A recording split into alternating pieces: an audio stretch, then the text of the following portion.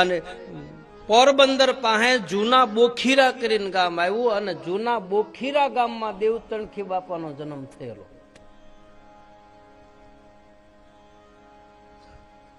એના પિતાનું નામ આંબા ભગત હતું, માતાનું નામ મૂળીબા હતું. દેવતણખી બાપાના ઘરનાનું નામ હતું મીણલમાં અથવા તો મીણબાઈ. એની એક દીકરી હતી, એનું નામ હતું લીરલબાઈ. જ્ઞાતિએ લુવાર હતા, અટક એની પીઠવા હતી. એના ગુરુનું નામ હતું શોભાજી મહારાજ. એક કથા બતાવે છે કે શંભુગીરીજી મહારાજ નામના એક 10 નામ શ્રીપંત 10 નામ જૂના અખાડાના મહાત્મા અને શંભુગીરીજી મહારાજ એક વખત બોખીરા ગામની અંદર આવેલા અને આ બે માણસે એની પૂજા કરેલી. એના ઘરે ઉતારો હતો. દેવતણખી બાપાના પિતા આંબા ભગત અને મૂળીબાઈ,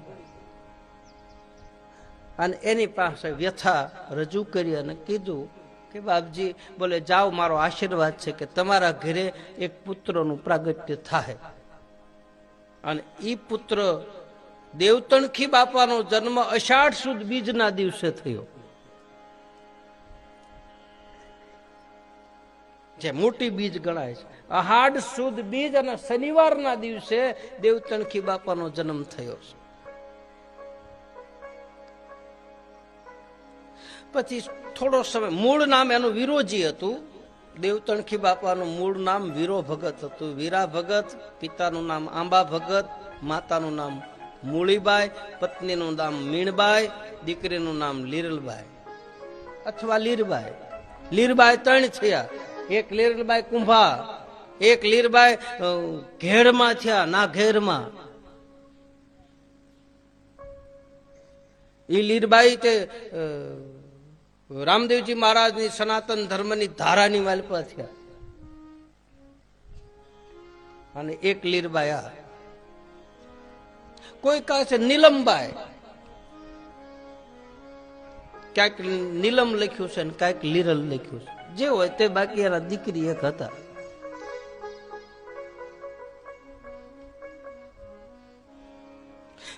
દેવતણખી બાપાના જીવનની માલપા એની મુલાકાતે 2 સંતો ગયેલા, એક દેવાયત પંડિત અને એક લોયણ. લોયણ એના ઘરે ગયેલી. દેવતણખી બાપાની હાજરીમાં લોયણ થયા. લોયણ એ વખતે નાની હતી, પાપા પગલી ભરતી હતી. લોયણ એટલે આમ સમજદાર. લાખો અને લોયણ થયા. એક વખત દેવતણખી બાપાને ત્યાં લોયણ આવે. લોયણ આવીને પૂછે કે બાપજી, આ ગિરનારમાં આવા બધા સાધુ છે, બધા સંતો છે, એના દર્શન થાય, ભક્તિ કેમ મળે? આવો પ્રશ્ન પૂછે છે લોયણ. અને એ વખતે દેવતણખી બાપા જવાબ આપે છે કે બેટી, આ આપણા ધંધાને ઉદાહરણ આપું તને કે આપણે જેમ આ લોઢું હાથમાં લઈ અને લોઢાને એરણ ઉપર મૂકીએ, એમને એની માથે હથોડા મારીએ તો કાંઈ ઘાટ થાય નહીં, એનું કાંઈ બને નહીં. પણ એને ભઠ્ઠીમાં નાખે, એને ધમણથી તપાવે અને લાલ સોળ થાય ને પછી એના ઉપર હથોડિયું મારે તો જેવા ઘાટ કરવા હોય એમ થાય. એમ બેટા, સાધુ સંતો મહાપુરુષો આપણને હથોડા મારી અને આપણે જ્યારે તપીને ત્યારે એક એક હથોડો મારીને આપણા ઘાટ ઘડે. આવું દેવતણખી બાપાએ લોયણને સમજાવ્યું. અને તમે જોજો, કુંભાર પ્રજાપતિ હોય ને, પેલા માટલા ઘડે અને માટલા ઘડતા હોય પછી એને માટલાને ટીપે. તમે કોઈ કદાચ જોયું હોય તો, કાસું માટલું હોય તો એને ટીપે. એવડું હાથમાં ટપલું હોય અને એ ટીપતા હોય ને તરી આપણને એમ લાગે આ માટલું તૂટી જાય, પણ તૂટે નહીં. હેઠે પાછો એનો લાગ્યો પાણો હોય, ગોળ પાણો. હેઠે માલપા હાથ નાખી અને જ્યાં ટીપતા હોય ને પાણો હાથમાં ફરતો હોય. એમ સદગુરુ આપણને મારે, આપણને ટીપે, આપણને દાંટે, આપણને ખીજાય, પણ માટલું તૂટવા ન દે, કારણ કે હેઠે એનો લાગ હોય, હેઠે એ લાગ રાખે છે. આવું લોયન દેવતણખી બાપાએ સમજાવ્યું. અને એ જ મજેવડી ગામના પાદરમાં બરોબર એકાદશી હતી, 11 હતી, દેવાયત પંડિતનો રથ ગામના પાદરમાં પોગ્યો અન રથનો ધરો ભાંગ્યો. આ બધી સંજોગો બન્યા.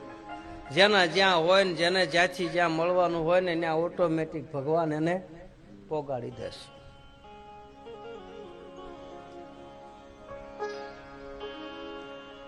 દેવાયત પંડિતે ગામમાં સમાચાર મોકલ્યા, પોતાના માણસોને કીધું જાઓ લુવારનું ઘર હોય તો તપાસ કરો, આપણા ધરાને હાંધી આપે. 2-4 માણસો એના ગુરુની હારે જે બધા હતા ને ખાવા વાળા, એ ગામમાં જઈને તપાસ કરી કે કોઈ ભગત લુવારનું ઘર છે અને એમાં દેવતણખી બાપાનું ઘર. કીધું કે અમારા ગુરુ દેવાયત પંડિત અહીં નીકળ્યા છે ને રથનો ધરો ભાંગી ગયો છે, ભગત અમારા ધરાને હાંધી દો. દેવતણખી બાપા કે કોણ તમારા ગુરુ? બોલે દેવાયત પંડિત. હે દેવાયત પંડિત? બોલે હા. બોલે આવનાર માણસોએ કીધું અમારા ગુરુને ઓળખો? અરે તમારા ગુરુને તો આમય ઓળખું છું ને આમય ઓળખું. આમ ગર્ભિત ઈશારા જ કહી દીધું.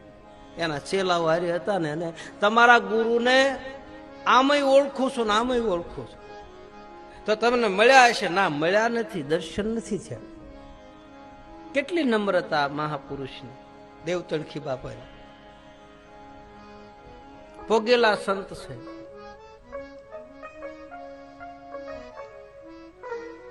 બોલે તો તમારા ગુરુ દેવાયત પંડિતને અહીં મોકલો, અને આજ મારે 11 છે ને એમાં એ પંડિત છે ને આજ મને બ્રાહ્મણના દર્શન થાય, મારે 11 છે, મારું વ્રત સફળ થાય. માણસોએ જઈને દેવાયત પંડિતને વાત કરી કે બાપજી આવી રીતનું છે, આજ 11 છે એટલે એરણ ઉપર ઘા થાય ને એટલે અણજો પાડ્યો. આપણે ત્યાં નિયમ હતા કે અમુક દિવસે ચક્કી ચાલુ, ઘંટી ચાલુ ન થાય, અમુક સમયે ગાડી બળદ જોડાય નહીં, આવા નિયમ હતા. અમાસ હોય, આઠમ હોય, હાથમ હોય, પણ હવે એવું કાંઈ રહ્યું નથી. હવે તો 8 વાર અલ્લાહના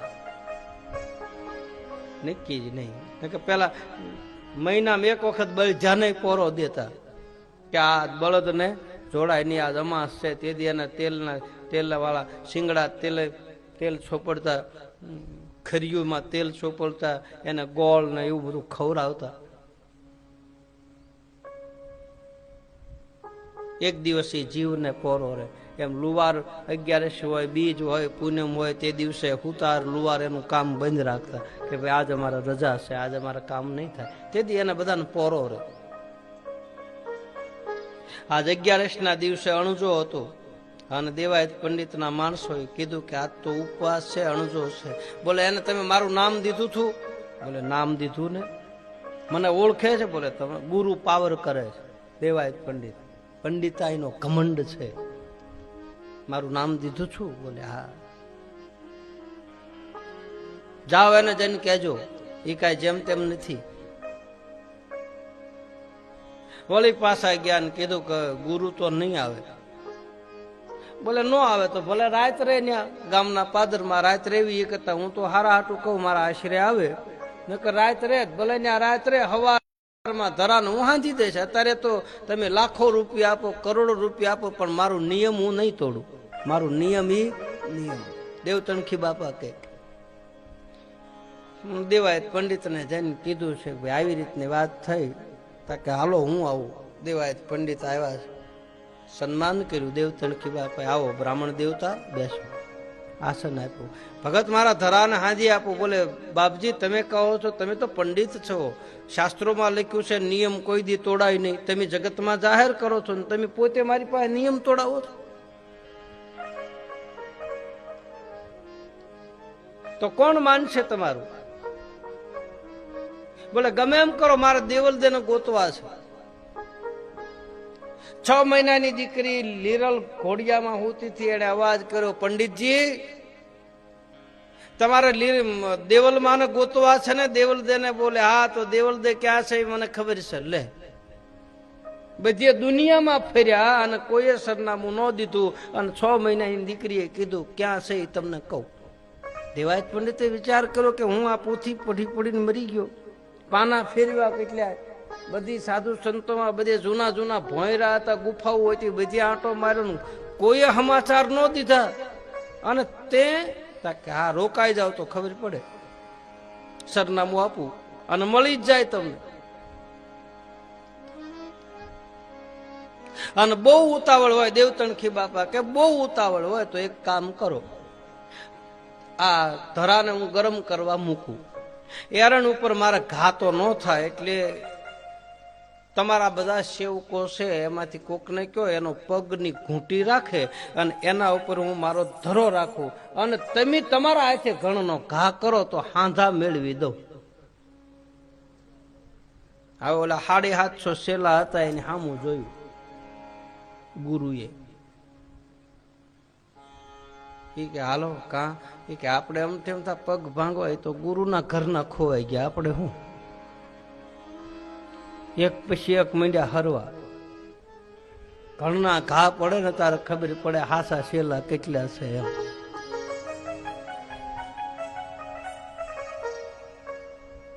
સેથી તોરલ બતાવે છે ભજનમાં, એ મોતીડા એ રણથી એ વિંધાય પડે એને ઘણ કે રાધા ફૂટે ઈ તો ફટકિયા કેવાય, ખરાની ખરે ખબરું થાય. ગુરુજીના ગુણનો નહીં પાર, ભક્તિ ખાંડા કેદાર. નુગરા શું જાણે રે આ સંસાર, એનું એ ગયો છે અવતાર. આવો ને જે સલરાયા પણ પ્રેમ થકી મળીએ હોદી, એજી પૂરા સંતોએ ત્યાં ભળીએ રેજી. એ જે સલ કરી લે વિચાર માથે જમકે રૂમાર. સપના દેવો છે આ સંસાર, થોડી રાણી કરે છે પુકાર. આવો ને જે સલરાયા પણ પ્રેમ થકી મળીએ હોદી, એજી પૂરા સંતોએ ત્યાં ભળીએ રેજી. દેવતણખી બાપા કહે છે કે ઘૂંટી ઉપર ધરો હાંધો. બધા નીકળી ગયા, 4 જણા રહ્યા, હાલો, હુરો, ઢાંગો અને વનવીર. આ દેવાય પંડિતના 4 શિષ્યો રહ્યા, બાકીના બધા કંઠીઓ કાઢી કાઢી લેવાના. ખૂબ ખાધું પીધું ને માથે ગુરુની હાટું થઈને ઘણના ઘા ખાવાનો વારો આવ્યો ત્યાં બધા નીકળી ગયા, નાહી ગયા, બધા નાહી ગયા, કોઈ રહ્યો નહીં, બધા થોડી થોડી. અને દેવાયત પંડિત કહે છે કે લ્યો પંડિત દેવતણખી બાપા કહે છે કે લ્યો પંડિતજી હાથમાં ઘણ, તમારે કોઈ નો બેહે તો મારી ઘૂંટી ઉપર ધરો હાંધો. હવે આવી ઘટના, આ વાત જ્યાં હાલે છે ને એ વખતે એક ઘટના ઘટે છે. એક ગામના વૃદ્ધ માજી, એના રેટિયાની ત્રાક તૂટી ગઈ હોય, મજૂરી કરનાર, એમાંથી એની ગુજરાન હાલતું હોય, કાંતવાનો રેટિયો, એની ત્રાક તૂટી ગઈ હોય અને દેવતણખી બાપાની પાસે આવીને કે બાપા મારી મજૂરી અટકી ગઈ છે, મારે ત્રાક તૂટી ગઈ, મારી રોજી અટકી ગઈ છે, આના ઉપર તો મારું જીવન છે, મારી ત્રાક તૂટી ગઈ, જરાક હાંધી દો ને. બોલે આજ તો 11 છે. બોલે બાપા તમે ગમે એમ કરો, હાંધી દો, કાલ મારી મજૂરી, મારે પૈસા મળશે, એમાંથી મુઠ્ઠી જાર આવશે ને હું ખાઈશ. એ વખતે દેવતણખી બાપા એમ કહે છે કે 2 ટુકડા, એક ટુકડાના અગ્નિમાં રાખી તપાવી અને આંખની માલ પાસે આમ ફેરવી અને એ આમ હાંધો મળી દીધો, ત્યાં ત્રાકને હાંધી દીધી, આંખથી હાંધી દીધી. આન દેવાયત પંડિતે જોયું કે ઓહો, આ છે તો કોક પગેલો પુરુષ. ધરાને હાણસીમાં પકડી એરણ માથે દેવતણખી બાપાએ પોતાની ઘૂંટી રાખી, પગ રાખ્યો, એના ઉપર ધરો રાખ્યો અને કીધું પંડિત મારો કણનો કાર એવા ઘૂંટી રે એ ઉપર ધરો એણે હાંધ્યો રે એવા ઘૂંટી રે ઉપર ધરો એણે હાંધ્યો રે દેવાયતના ઉતાર્યા અભિમાન ગુરુના પ્રતાપે દેવ તણખી બોલ્યા રે ગુરુજીના ગુણનો નહીં પાર શંકારે એ જ શંકારે પડીને અવળું સૂજ્યું એ જ શંકારે પડીને અવળું સૂજ્યું એ જ સૂજ્યું